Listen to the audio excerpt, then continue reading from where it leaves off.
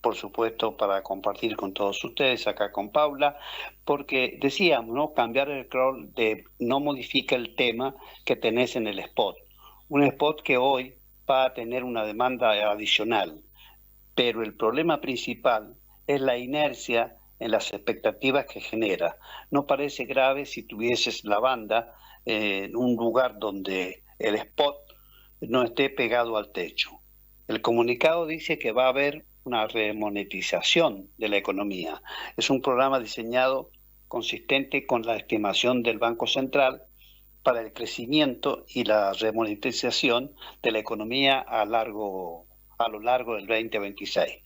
El escenario base de la remonetización del Banco Central prevé un aumento de la base monetaria del 4,2% actual a 4,8 del PBI para diciembre de 2026, que podría ser abastecido mediante la compra de 10.000 millones de dólares, sujeto a la oferta de flujos de la balanza de pagos, un aumento adicional de la demanda del dinero del 1% del PBI, podría llevar a compras de 17 millones de dólares sujeto a la oferta de flujos de la balanza de pagos sin generar presiones inflacionarias. A nuestro gusto, esto es atraso cambiario, un dólar más caro, pero que no licúa nada. Al contrario, hace más caro en dólares vivir en el país. Paula. Bien, el mercado de bonos y acciones reaccionó bastante bien. Como estrategia, posicionarse en instrumentos dolarizados, acciones, el dólar futuro al alza, no es mala postura. Sí, salir, digamos, de letras y títulos ajustados por inflación. ¿Por qué? Porque ahora todo lo atado al dólar paga suba de dólar más inflación.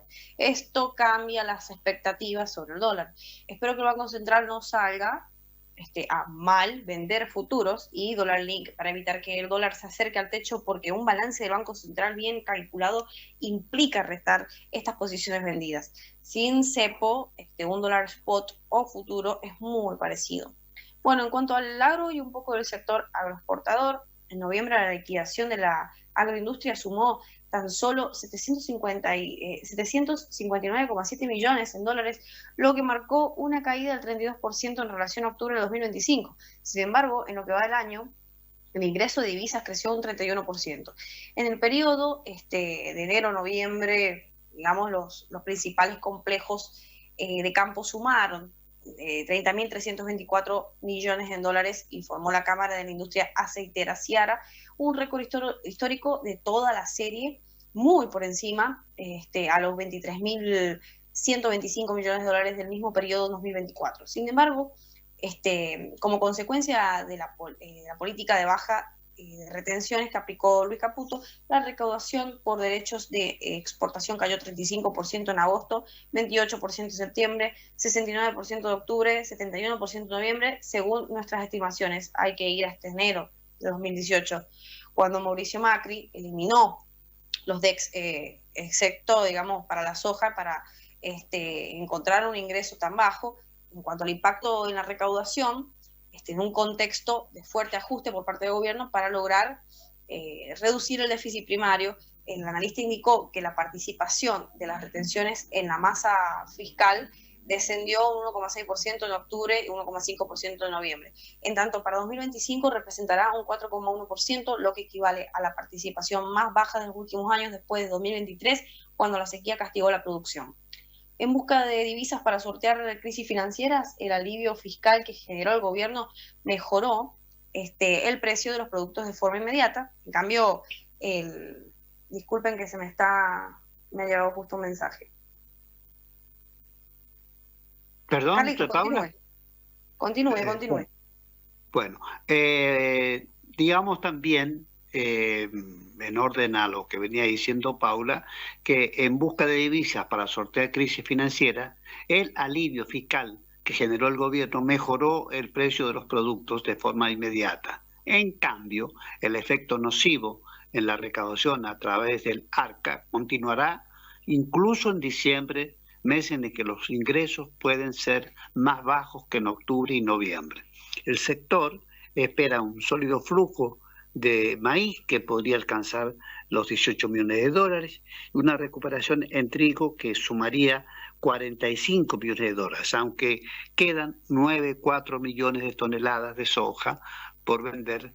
No se espera mayor aporte de a la recaudación, ya que la venta está atada a la expectativa de bajas de retenciones que podría llegar en el 2026.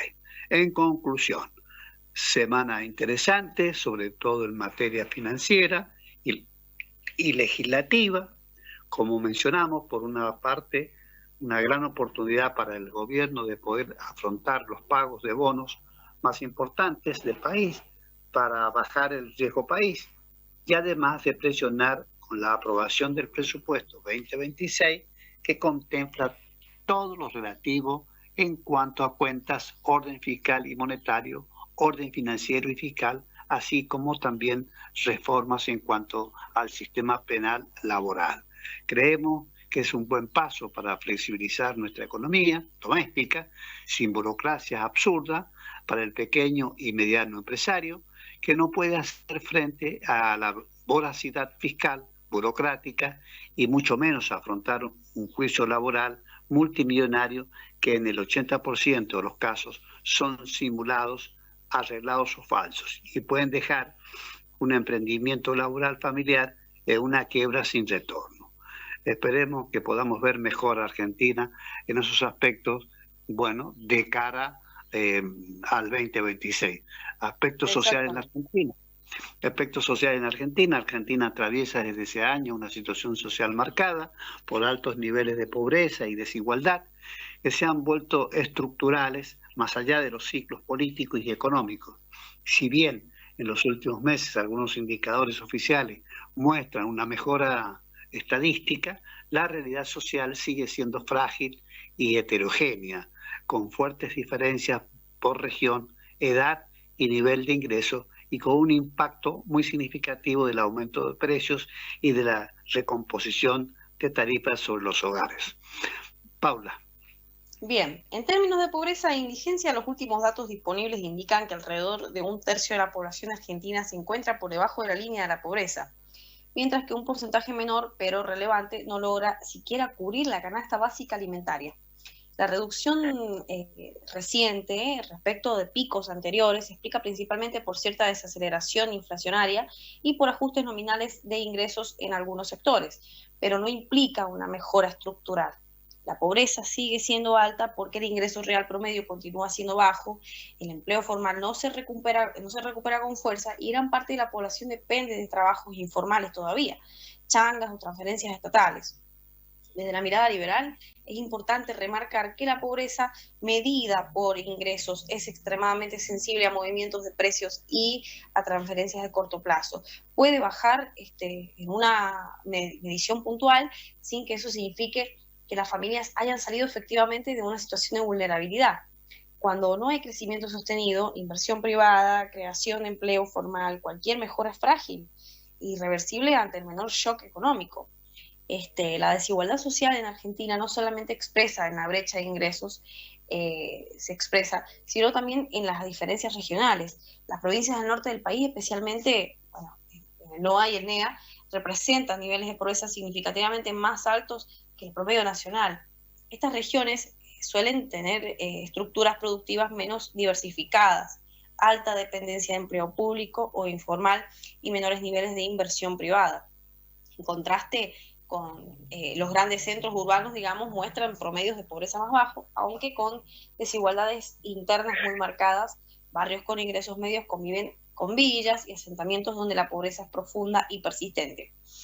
Esta disparidad territorial refleja un problema estructural de la economía argentina, la falta de condiciones homogéneas para producir, invertir y generar empleo en todo el país. Desde un enfoque liberal, la concentración de la actividad económica en zonas que no se resuelve, digamos, con más transferencias discrecionales, sino con reglas claras, infraestructuras, reducción de los costos logísticos y un marco impositivo que incentive la inversión en regiones hoy relegadas.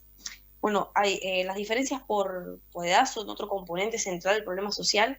La pobreza afecta de manera desproporcionada a los niños y adolescentes, Los hogares con menores a cargo concentran las tasas más altas de pobreza e indigencia, lo que implica no solo carencia materiales inmediatas, sino también riesgo a largo plazo en términos de educación, nutrición y capital humano.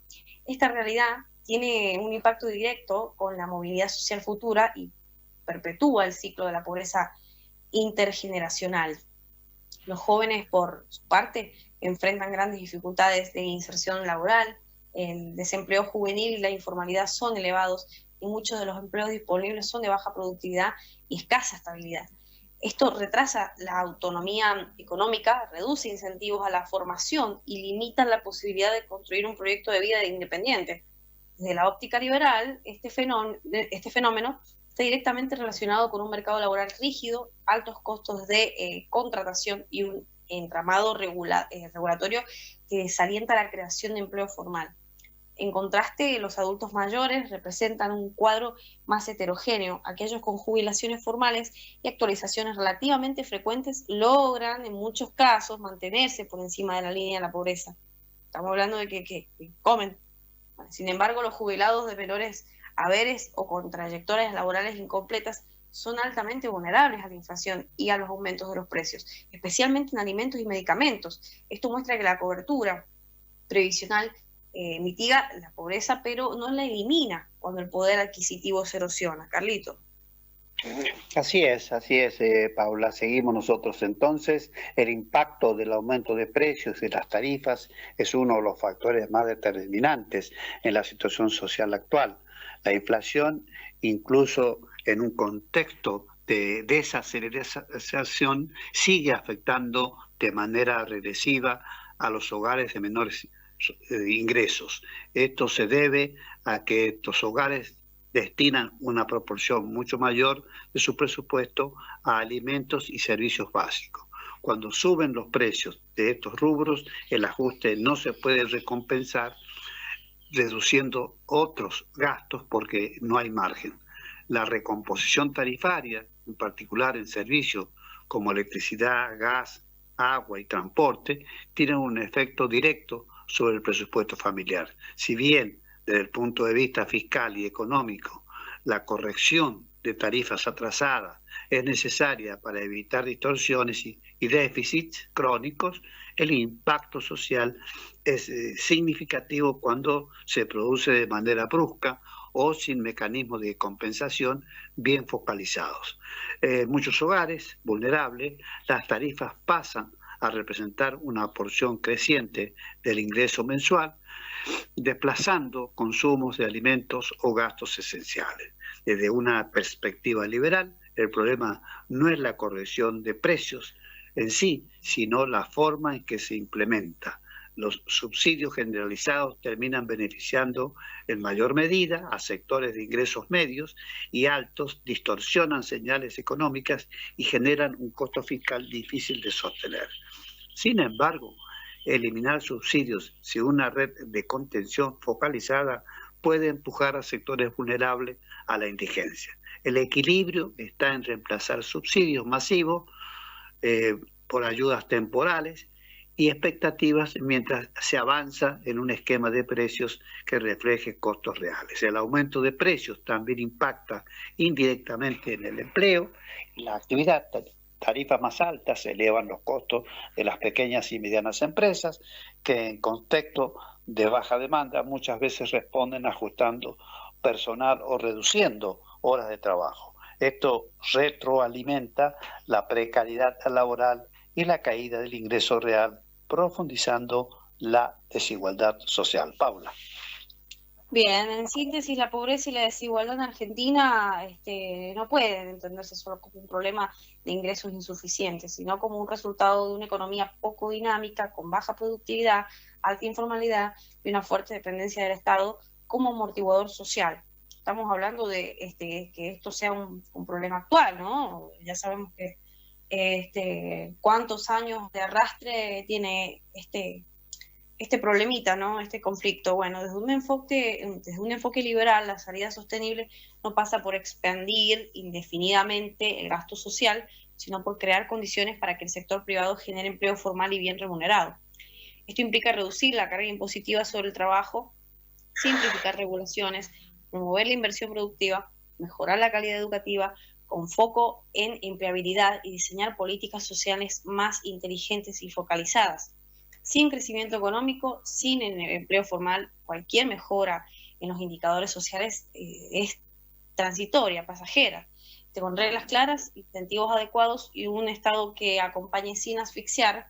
La reducción de la pobreza puede dejar de ser un objetivo declamativo para convertirse en un proceso real y sostenible. Bueno, en cuanto a los aspectos laborales en Argentina, la situación del empleo y de las condiciones laborales en Argentina refleja de manera muy clara las tensiones estructurales de la economía. Más allá de las variaciones coyunturales en los indicadores oficiales, el mercado de trabajo continúa mostrando problemas persistentes, el desempleo que no baja de forma sostenida, subempleo elevado, una informalidad crónica que precariza ingresos y derechos, y un sistema de negociación salarial que muchas veces actúa más como amortiguador de conflictos que como generador de mejoras reales en el poder adquisitivo. A esto se suma un deterioro progresivo del acceso y la calidad del sistema de salud, especialmente para los sectores que dependen del empleo informal o del sistema público. En términos de desempleo, la tasa abierta se mantiene en niveles que, si bien no son extremos en comparación histórica, esconden una realidad más compleja.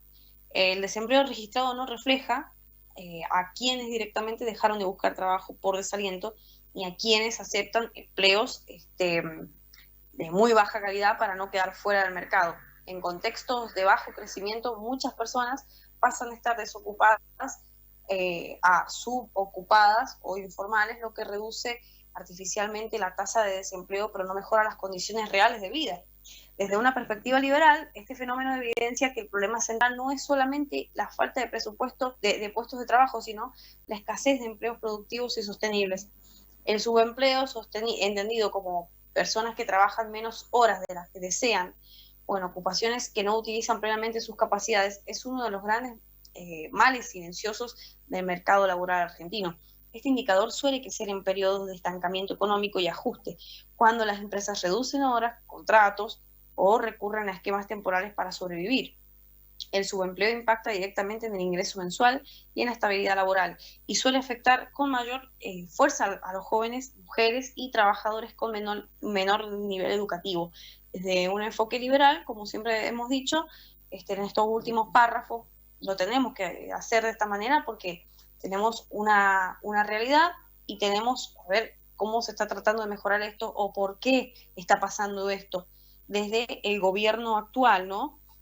Bueno, desde el enfoque liberal, el subempleo persistente es una señal clara de rigideces en el mercado laboral y de un entorno poco favorable para la inversión y la expansión empresarial. Aparte, es muy importante mencionar todos estos temas desde su enfoque porque para eso es que han hecho la nueva reforma, ¿no? Para ver si con el tiempo mejora un poco la calidad. Digo, lo que se está tratando de implementar no son reglas de otro mundo, no vienen de Saturno, no la trajeron los Illuminati, ¿no? Esto se trata de cómo funcionan países del primer mundo y se quieren aplicar acá y obviamente que vamos a recibir todos una piña en la garganta mientras tanto, pero que sea para mejor y que se demuestre en el tiempo, ¿viste? Y es lo que nos queda esperar a todos, porque nosotros no vamos a manejar si el tema de la reforma laboral la aceptamos o no, eso ya está, es un trámite que ya está arriba. Bueno, la informalidad laboral es probablemente el rasgo más estructural del empleo en Argentina. Una proporción muy elevada de trabajadores se desempeña sin contrato, sin aportes jubilatorios, sin cobertura de salud formal. Esta informalidad no responde únicamente a una supuesta evasión deliberada, sino a un sistema que encarece y complejiza la contratación formal, especialmente para pequeñas y medianas empresas, altas cargas sociales, o sea, es lo que conlleva, impuestos distorsivos y regulaciones rígidas generan un incentivo permanente a operar en informalidad, tanto para empleadores como para trabajadores. Carlitos. Bien, vamos a ver también los aspectos laborales en Argentina.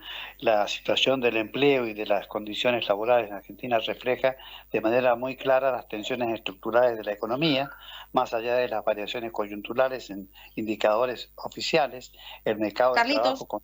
¿Perdón? disculpe, estamos en el párrafo de la precarización laboral. Bueno, siga usted Es... entonces, siga. Ah, bien.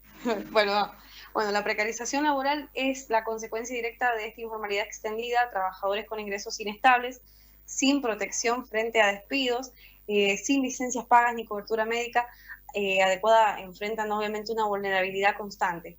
Esto no solamente afecta el bienestar individual, sino que tiene efectos macroeconómicos, es reducir el consumo, por ejemplo, limita el acceso al crédito y debilita el sistema previsional. Desde una mirada liberal, combatir la precarización no pasa por prohibiciones o controles más estrictos, sino por hacer que el empleo formal sea viable, atractivo, reduciendo costos y simplificando reglas. Las negociaciones paritarias ocupan un lugar central en el funcionamiento del mercado laboral argentino. En un contexto de inflación elevada, las paritarias se transformaron en una herramienta defensiva orientada más a evitar una caída abrupta del salario real que a generar mejoras genuinas en el poder adquisitivo. La mayoría de los acuerdos salariales corren detrás de los precios y cuando logran alcanzarlos lo hacen con rezago. Esto genera una sensación permanente de pérdida, incluso en sectores que logran acuerdos relativamente altos. Desde una perspectiva liberal, el problema de fondo de las paritarias es que intentan resolver a través de negociaciones sectoriales un problema que es macroeconómico, la inflación, mientras que la inflación no esté controlada de manera sostenida, ninguna negociación salarial puede garantizar estabilidad real del ingreso. Además, los acuerdos centralizados y rígidos no reflejan la heterogeneidad de las empresas, especialmente entre grandes compañías y pymes, lo que termina expulsando empleo formal, fomentando esquemas informales. Carlitos. Los conflictos gremiales son una consecuencia directa de una dinámica, paros, medidas de fuerza y protestas se vuelven recurrentes cuando los salarios pierden poder de compra y las condiciones laborales se deterioran. Si bien el derecho a la protesta es legítimo, la recurrencia de conflictos también refleja un sistema laboral poco flexible y altamente politizado. Desde una mirada liberal, los conflictos gremiales frecuentes tienden a desalentar la inversión, afectan la productividad y terminan perjudicando a los propios trabajadores. La relación entre empleo y salud es otro punto clave del análisis social. En Argentina el acceso a la salud está fuertemente vinculado al tipo de empleo. Los trabajadores formales suelen contar con obras sociales o prepagas, mientras que los informales dependen casi exclusivamente del sistema público. A medida que crece la informalidad y la precarización, aumenta la presión sobre hospitales públicos que ya operan con recursos limitados y alta demanda. La inflación y la pérdida de ingresos reales también impactan en la salud. Muchas familias postergan consultas médicas, tratamientos o la compra de medicamentos por razones económicas. Esto genera un deterioro progresivo del estado de salud que a largo plazo se traduce en mayores costos para el sistema y en menor productividad laboral. Desde un enfoque liberal, este círculo vicioso demuestra que la salud no puede analizarse aislada del empleo y de la economía en general. Un sistema de salud saturado y con escasa competencia tiende a ser menos eficiente.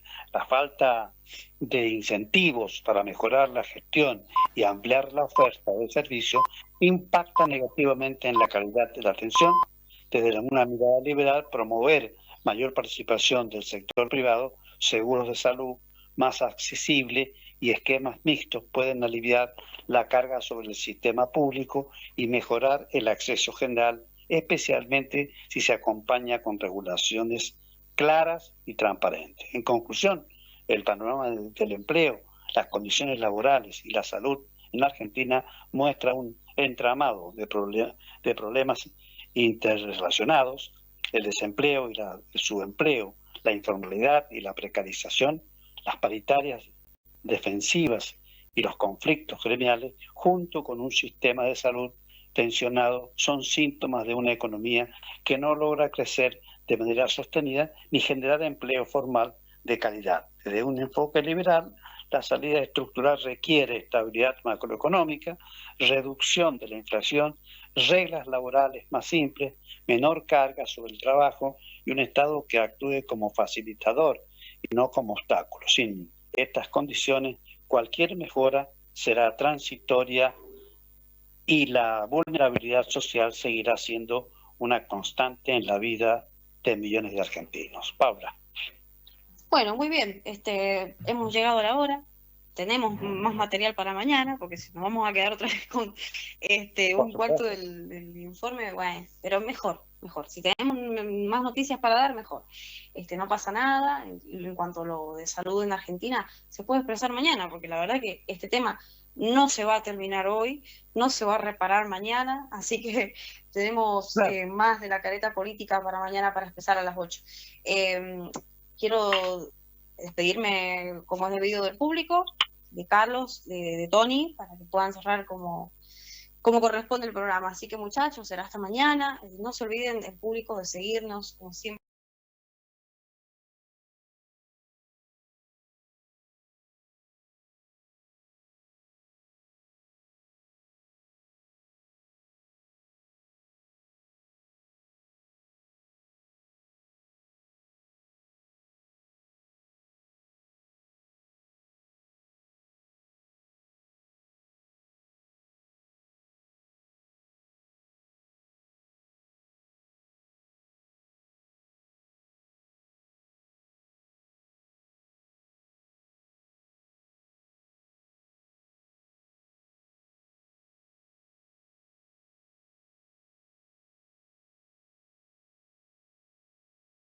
Estamos despidiendo.